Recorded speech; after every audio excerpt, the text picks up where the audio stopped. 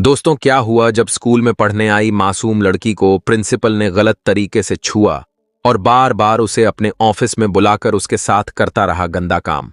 उसके बाद जो हुआ उसे सुनकर आपके भी आंखों में आंसू आ जाएंगे। तो चलिए कहानी को शुरू से सुनते हैं। लेकिन उससे पहले अगर आप इस चैनल पर नए हैं तो वीडियो को एक लाइक और चैनल को सब्सक्राइब कर लीजिए ताकि आगे आने वाली हमारी सभी कहानियां आपको सबसे पहले मिल सकें। शहर के बीचों बीच स्थित था सनराइज इंटर कॉलेज। बाहर से देखने में यह स्कूल बेहद शानदार लगता था। ऊंची दीवारें, गेट पर गार्ड, चारों तरफ लगे सीसीटीवी कैमरे और प्रवेश करते ही सामने बड़े बड़े अक्षरों में लिखा education is the key to success. लेकिन इन दीवारों के भीतर क्या चल रहा था यह शायद ही कोई जानता था। यहीं पढ़ती थी 17 साल की रिया, पढ़ाई में तेज, संस्कारी और सपनों से भरी हुई। उसके परिवार को पूरा विश्वास था कि यह स्कूल उसकी जिंदगी को नई ऊंचाई देगा। पर रिया को यह बिल्कुल अंदाजा नहीं था कि उसकी जिंदगी में एक ऐसा मोड़ आने वाला है जो उसे अंदर से तोड़ देगा। रिया की कहानी की शुरुआत हुई उसी समय से जब स्कूल का प्रिंसिपल अरुण मेहरा उसकी तरफ अलग तरह से ध्यान देने लगा। अरुण मेहरा शहर का मशहूर शख्स था। लोगों की नजरों में वह एक सख्त लेकिन ईमानदार प्रिंसिपल माना जाता था। बच्चों के पेरेंट्स उसे बेहद इज्जत देते थे। लेकिन रिया को धीरे धीरे लगने लगा कि उसका ध्यान सिर्फ पढ़ाई तक सीमित नहीं है। पहले तो रिया ने सोचा कि शायद यह उसका वहम है। कई बार टीचर्स अच्छे स्टूडेंट्स को प्रोत्साहित करते हैं, उनकी हौसला अफजाई करते हैं। लेकिन फिर कुछ घटनाएं होने लगीं जिनसे उसका डर सही साबित हुआ। एक दिन रिया स्कूल के बाद लाइब्रेरी से किताबें लेने गई थी। उसी समय प्रिंसिपल वहां आया। उसने मुस्कुराकर कहा, रिया, तुम बहुत होशियार हो, तुम्हें स्कॉलरशिप मिल सकती है, लेकिन उसके लिए मुझे तुम्हारे बारे में और जानना होगा। रिया हल्के से मुस्कुराकर चुप रही और वहां से निकलने लगी। तभी अरुण मेहरा ने उसकी किताब पकड़ ली और कहा, तुम्हें घबराने की जरूरत नहीं है, मैं तुम्हारा भला ही चाहता हूं। उसकी आंखों में एक अजीब चमक थी। रिया ने किताब छीनी और तेजी से बाहर चली गई। उस दिन से उसके मन में शक और डर बैठ गया। कुछ ही दिनों बाद रिया को अचानक स्टाफ रूम में बुलाया गया। वहां अरुण मेहरा अकेला बैठा था। उसने कहा, रिया, यह देखो, ये नए एजुकेशनल वीडियो हैं, तुम्हारे करियर के लिए बहुत जरूरी हैं। रिया कुर्सी पर बैठ गई। लेकिन जैसे ही वीडियो चला उसकी आंखें चौंधियां गईं। यह कोई एजुकेशनल वीडियो नहीं था, बल्कि ऐसी चीज थी जिसे दिखाने की हिम्मत एक प्रिंसिपल से कोई उम्मीद नहीं कर सकता। रिया डर के मारे उठ खड़ी हुई और दरवाजे की तरफ बढ़ी। मेहरा ने कहा, डर क्यों रही हो? यह सिर्फ हमारे बीच की बात है। अगर तुम मुझे समझोगी तो तुम्हारा भविष्य सुरक्षित रहेगा। उसकी आवाज में धमकी छिपी थी। उस दिन के बाद से रिया की नींद उड़ गई। वह क्लास में बैठते बैठते घबराने लगती। दोस्त पूछते क्या हुआ, लेकिन वह किसी को कुछ नहीं बताती। वह जानती थी अगर उसने आवाज उठाई तो पूरा स्कूल, पूरा शहर और शायद उसका परिवार भी सवाल करेगा। लोग कहेंगे, इतना बड़ा आदमी ऐसा कर सकता है क्या? रिया हर रोज उस दहशत से गुजर रही थी। प्रिंसिपल मौका मिलते ही उसे अलग बुला लेता और मनोवैज्ञानिक दबाव डालता। रिया को समझ नहीं आ रहा था कि वह किससे बात करे। मां बाप पर बोझ डालना नहीं चाहती थी, क्योंकि घर की आर्थिक हालत भी कुछ खास नहीं थी। पिता ऑटो चलाते थे और मां एक दर्जी थीं। उसकी सबसे बड़ी गलती यही थी, उसने चुप्पी साध ली और यही चुप्पी प्रिंसिपल की हिम्मत बढ़ा रही थी। लेकिन रिया अकेली नहीं थी। क्लास की एक और छात्रा पायल ने नोटिस करना शुरू कर दिया था कि रिया क्यों बार बार उदास रहती है और क्यों प्रिंसिपल उसे अकेले बुलाता है। एक दिन पायल ने छुपकर स्टाफ रूम के बाहर से देखा कि अंदर क्या हो रहा है, और जो उसने देखा वह उसके होश उड़ाने के लिए काफी था। पायल ने तय कर लिया कि अब कुछ करना होगा, लेकिन कैसे? प्रिंसिपल इतना ताकतवर आदमी था कि पूरे स्टाफ की हिम्मत नहीं थी उसके खिलाफ जाने की। रिया की हालत बिगड़ने लगी थी। वह क्लास में ध्यान नहीं दे पाती थी। कई बार उसकी आंखों में आंसू भर आते। दोस्तों को लगा कि शायद घर में कोई परेशानी है, लेकिन सच्चाई सिर्फ रिया और अब पायल जानती थी। प्रिंसिपल अपनी ताकत का इस्तेमाल कर रहा था, डराने के लिए, धमकाने के लिए। उसे यकीन था कि यह मासूम लड़की कभी उसके खिलाफ कुछ नहीं कर पाएगी। लेकिन उसे अंदाजा नहीं था कि इस बार हालात अलग होने वाले हैं। रिया के मन में एक सवाल हर दिन उठता, क्या मैं सच बता दूं या हमेशा के लिए चुप रह जाऊं? और यही सवाल उसकी जिंदगी का सबसे बड़ा मोड़ बनने वाला था। रिया के लिए हर दिन एक नया संघर्ष बन चुका था। सुबह घर से स्कूल तक का सफर उसके लिए सबसे कठिन हो गया था।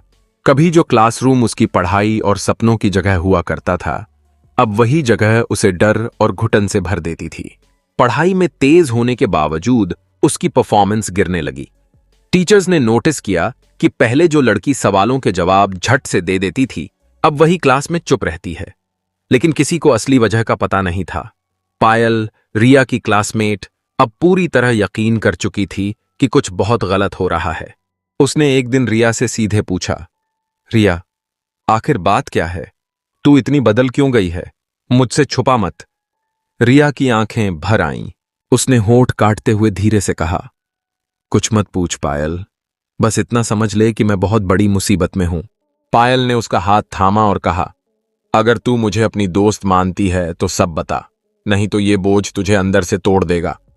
रिया चुप रही, लेकिन उसकी आंखों में छुपा दर्द सब बयान कर रहा था। पायल ने तय किया कि वह सच का पता जरूर लगाएगी, चाहे जो हो जाए। अगले ही दिन पायल ने अपना मोबाइल फोन छुपाकर स्टाफ रूम के बाहर रख दिया। वह जानती थी कि प्रिंसिपल अक्सर रिया को वहीं बुलाता है। शाम को जब रिया को फिर बुलाया गया, पायल दरवाजे के पीछे छुप गई। अंदर से आवाजें आ रही थीं। मेहरा ने कहा, रिया, अगर तुम चाहो तो मैं तुम्हें स्कूल की टॉपर बना सकता हूं, पर तुम्हें भी मेरे लिए खास होना पड़ेगा। रिया ने घबराकर कहा, सर प्लीज मुझे जाने दीजिए। पायल का दिल जोर जोर से धड़क रहा था। उसने सब कुछ रिकॉर्ड कर लिया। यह पहला सबूत था कि प्रिंसिपल अपनी सीमा लांघ रहा था। अगले दिन प्रिंसिपल ने रिया को धमकाया, अगर तुमने किसी को कुछ बताया तो याद रखना, तुम्हारा करियर खत्म कर दूंगा, तुम्हें स्कूल से निकाल दूंगा और कोई कॉलेज तुम्हें एडमिशन नहीं देगा।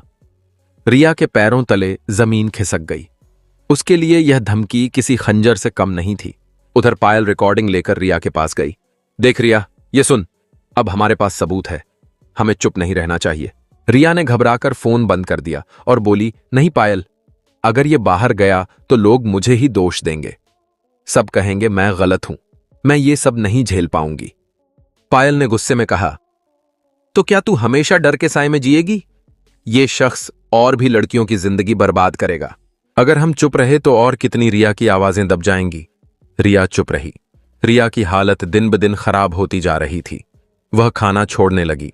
रात को नींद नहीं आती। मां बाप ने कई बार पूछा, बेटी क्या हुआ है, तुम इतनी परेशान क्यों हो?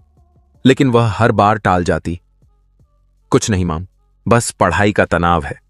असल में वह अपने घर वालों को टूटते देखना नहीं चाहती थी। समाज क्या कहेगा, यही सोचकर वह सहमी हुई थी। पायल अब और चुप नहीं रह सकती थी। उसने तय किया कि अगर रिया बोलने से डर रही है तो वह अकेले ही कदम उठाएगी। उसने रिकॉर्डिंग पेन ड्राइव में सेव की और गुपचुप तरीके से एक टीचर, मिस स्वाति, के पास पहुंची। मिस स्वाति स्कूल की सबसे ईमानदार और छात्रों की हमदर्द टीचर मानी जाती थीं। पायल ने उनसे कहा, मैम प्लीज आप ये सुनिए, ये बात मैंने किसी को नहीं बताई, लेकिन यह सच जानना आपके लिए जरूरी है। जब मिस स्वाति ने वह रिकॉर्डिंग सुनी तो उनके चेहरे का रंग उड़ गया। उन्होंने सिर पकड़ लिया और कहा, हे भगवान, यह तो बहुत गंभीर बात है। मिस स्वाति को समझ नहीं आ रहा था कि वह क्या करें। अगर वह सीधे सीधे प्रिंसिपल का विरोध करती तो नौकरी खतरे में पड़ जाती, लेकिन अगर चुप रहीं तो न सिर्फ रिया बल्कि और भी मासूम लड़कियां शिकार बन सकती थीं। उन्होंने पायल से कहा, बेटा तुमने बहुत हिम्मत दिखाई है, लेकिन हमें बहुत सोच समझकर कदम उठाना होगा। यह मामला सिर्फ स्कूल तक सीमित नहीं रहेगा। इसी बीच प्रिंसिपल मेहरा को शक हो गया कि कोई उसके खिलाफ सबूत इकट्ठा कर रहा है। उसने रिया से कहा, तुमने किसी को कुछ बताया तो याद रखना, तुम्हारे घर वालों को भी परेशान करूंगा। रिया सिहर गई। यह धमकी अब सिर्फ उसके तक सीमित नहीं थी, बल्कि उसके परिवार तक पहुंच गई थी। उधर पायल और मिस स्वाति ने तय किया कि वे अब और देर नहीं कर सकती। उन्होंने शहर के चाइल्ड प्रोटेक्शन ऑफिसर से संपर्क करने की योजना बनाई। लेकिन सवाल यह था, रिया तैयार होगी या नहीं? रिया अब दो राहों पर खड़ी थी। अगर वह चुप रहती तो प्रिंसिपल की करतूतें और बढ़ती, अगर आवाज उठाती तो समाज की उंगलियां उसी पर उठतीं। उसकी आंखों में आंसू थे, लेकिन कहीं भीतर एक आग भी जलने लगी थी। शायद अब वक्त आ गया था कि वह डर से ऊपर उठकर सच बोले। रिया के लिए बीते कुछ हफ्ते किसी डरावने सपने से कम नहीं थे। हर सुबह जब वह स्कूल जाती, उसके मन में यह ख्याल आता कि आज फिर न जाने कौन सी स्थिति का सामना करना पड़ेगा। लेकिन अब हालात बदल रहे थे। उसके डर के पीछे एक नई ताकत खड़ी थी, पायल और मिस स्वाति।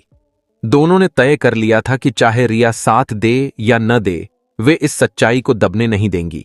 रिया के भीतर हर पल एक युद्ध चल रहा था।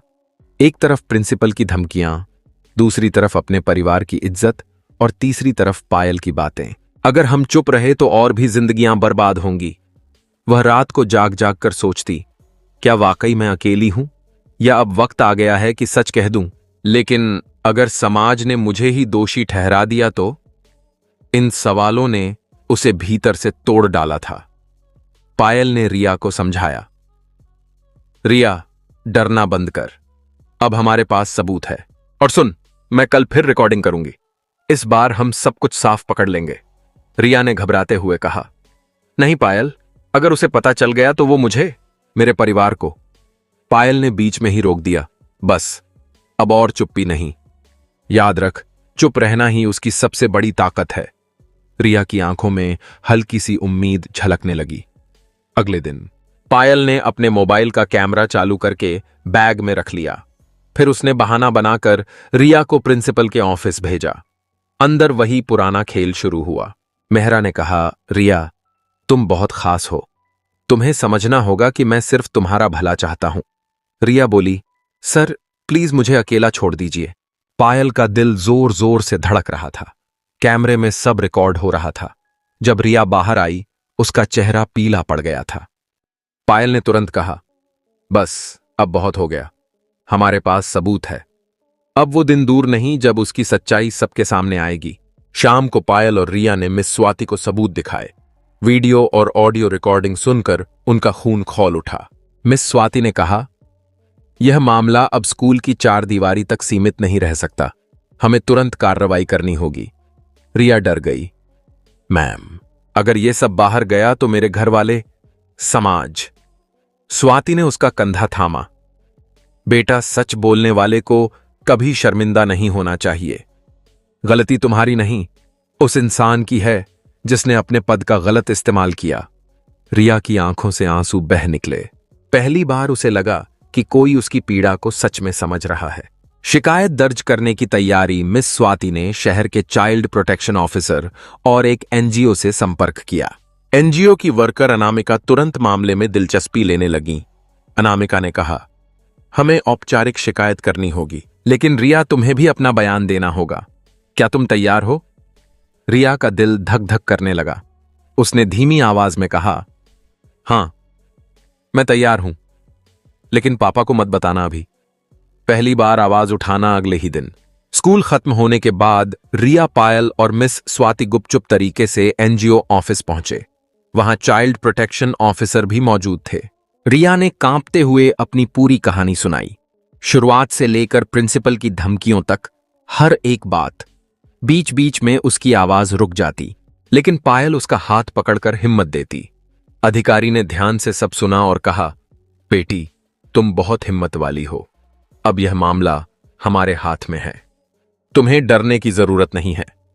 सबूत और बयान के आधार पर एक गोपनीय जांच शुरू की गई। पुलिस को भी जानकारी दी गई, लेकिन अभी तक यह खबर पब्लिक नहीं की गई थी, ताकि प्रिंसिपल को शक न हो। रिया को पहली बार लगा कि उसकी आवाज सुनी जा रही है। उसके भीतर जो आग दबकर जल रही थी, वह अब चिंगारी बन चुकी थी। इसी बीच अरुण मेहरा को महसूस हुआ कि कुछ गड़बड़ है।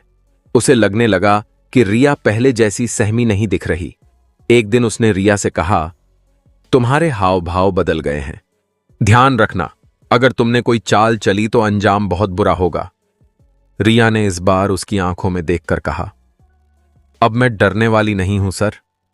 मेहरा चौंक गया। उसके चेहरे पर पहली बार घबराहट दिखाई दी। रिया अब पहले जैसी डरी हुई लड़की नहीं थी। उसने सच बोलने का फैसला कर लिया था।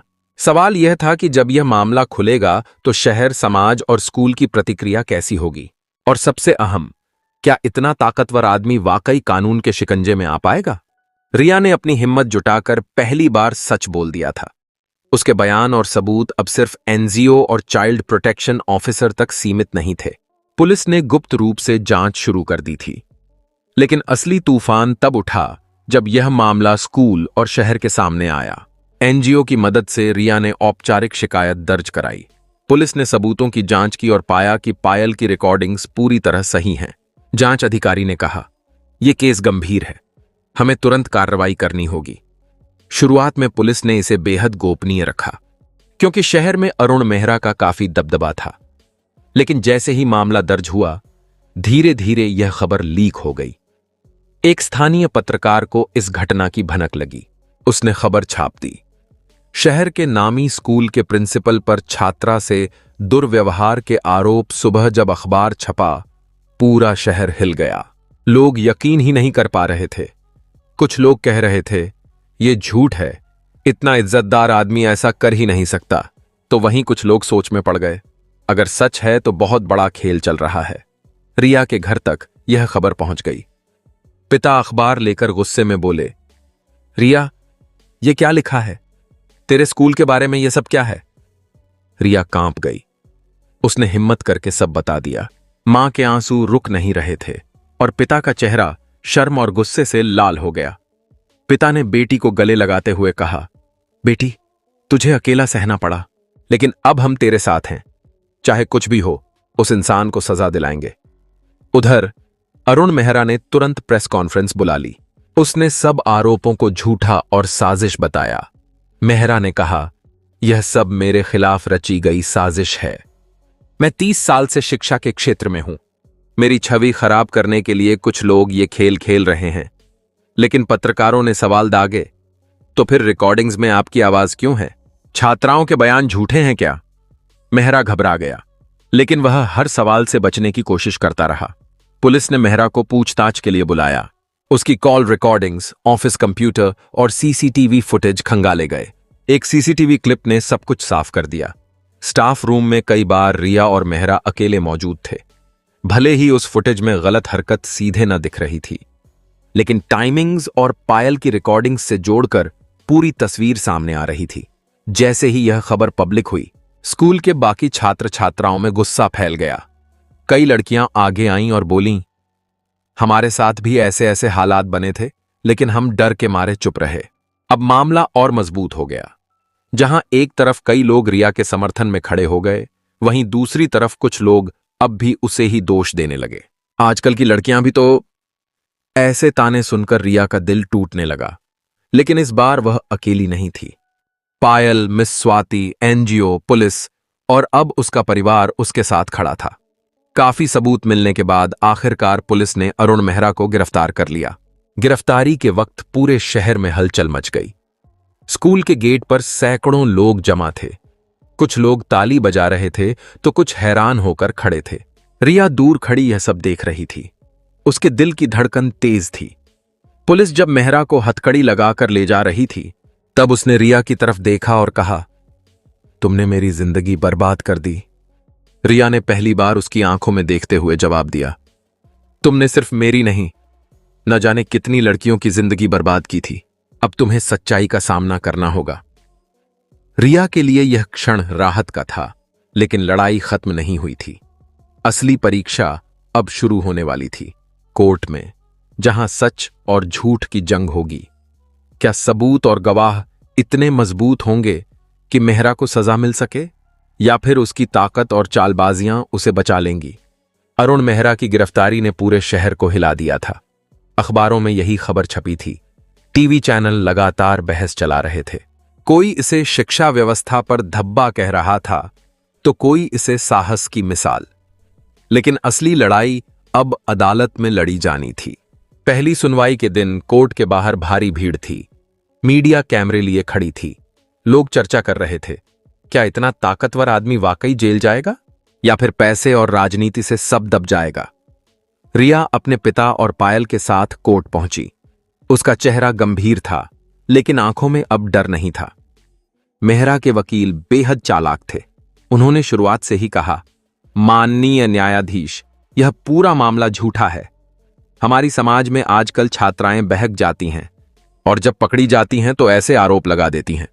रिया यह सुनकर कांप गई, लेकिन तभी उसके वकील खड़े हुए और बोले, महोदय, बचाव पक्ष पीड़िता की इज्जत पर सवाल उठा रहा है, लेकिन हमारे पास ठोस सबूत हैं। अदालत में सबसे पहले पायल की रिकॉर्डिंग चलाई गई। पूरे हॉल में सन्नाटा छा गया। स्पीकर से साफ आवाज आई, रिया, तुम खास हो, किसी से मत कहना वरना अंजाम बुरा होगा। यह सुनकर कई लोग दंग रह गए। फिर सीसीटीवी फुटेज दिखाई गई, जिसमें बार बार रिया को प्रिंसिपल के कमरे में बुलाया जाता था। मिस स्वाति ने गवाही दी, मैंने खुद कई बार रिया को रोते हुए देखा है। जब उसने मुझे सब बताया तो मैंने तुरंत एनजीओ और पुलिस को सूचना दी। शुरुआत में कुछ छात्राएं गवाही देने से डर रही थीं, लेकिन जब रिया ने कोर्ट में कहा, मैं अकेली नहीं हूं, अगर आप सब सच बोलोगे तो हमारी आने वाली पीढ़ी सुरक्षित होगी, तो 2 और लड़कियां आगे आ गईं। उन्होंने भी बताया कि किस तरह मेहरा ने उन्हें बहाने से बुलाया और गलत व्यवहार किया। अब केस और मजबूत हो चुका था। मेहरा हर सुनवाई में अपनी छवि बचाने की कोशिश करता रहा, लेकिन जितने सबूत सामने आते गए, उसकी आंखों की अकड़ ढहती गई। एक दिन कोर्ट में उसने गुस्से में कहा, यह सब झूठ है, मैं निर्दोष हूं। जज ने सख्ती से टोका, आपकी आवाज रिकॉर्डिंग में है, इतने सारे गवाह आपके खिलाफ हैं, सच छिपाने से हकीकत नहीं बदलती। कई महीनों की सुनवाई के बाद वह दिन आया जिसका सबको इंतजार था। कोर्ट खचाखच भरा हुआ था। जज ने फैसला सुनाते हुए कहा, अरुण मेहरा ने अपने पद और जिम्मेदारी का गलत इस्तेमाल किया। उसने एक छात्रा को मानसिक और शारीरिक रूप से प्रताड़ित किया। यह अपराध साबित हो चुका है। अदालत इन्हें कठोर सजा सुनाती है, 10 साल की कैद और भारी जुर्माना। पूरा हाल तालियों से गूंज उठा। रिया की आंखों में आंसू थे, लेकिन इस बार ये आंसू डर या दर्द के नहीं, बल्कि जीत के थे। मीडिया ने इस फैसले को बड़ी खबर बनाया। हिम्मत की जीत, छात्रा की आवाज से गिरा स्कूल का साम्राज्य। लोगों ने चर्चा शुरू की कि अब स्कूलों में सख्त निगरानी और शिकायत तंत्र होना चाहिए। रिया और पायल कई कार्यक्रमों में बुलाए गए, जहां उन्होंने कहा, हमने सच बोलकर सिर्फ खुद को नहीं, आने वाली पीढ़ी को भी बचाया है। रिया अब पहले जैसी मासूम लेकिन डरी हुई लड़की नहीं रही। उसने खुद को एक योद्धा की तरह पाया। उसने ठान लिया कि वह आगे चलकर सोशल वर्कर बनेगी, ताकि दूसरी लड़कियां चुप न रहें। पायल ने हंसकर कहा, देखना, एक दिन तेरी कहानी किताबों में लिखी जाएगी। रिया मुस्कुराई और बोली, अगर मेरी कहानी से किसी और को हिम्मत मिलेगी तो यही मेरी सबसे बड़ी जीत होगी। वो प्रिंसिपल जिसने अपनी कुर्सी और ताकत का गलत इस्तेमाल किया, आखिरकार कानून के शिकंजे में आ गया। और वो छात्रा जो पहले डर और खामोशी की कैदी थी, इंसाफ की आवाज बन गई। रिया की कहानी यहीं खत्म होती है, लेकिन इसका असर कभी खत्म नहीं होगा, क्योंकि जब भी कोई मासूम अपनी हिम्मत जुटाकर सच बोलेगा तो यह कहानी उसकी ताकत बनेगी। आज रिया अकेली नहीं है, उसके पीछे खड़ा है कानून, समाज और वो हर दिल जो सच और इंसाफ पर विश्वास करता है। याद रखिए, गलती करने वाले को डरना चाहिए और सच बोलने वाले को उड़ान भरनी चाहिए। यह सिर्फ एक लड़की की जीत नहीं थी, यह हर लड़की की जीत थी।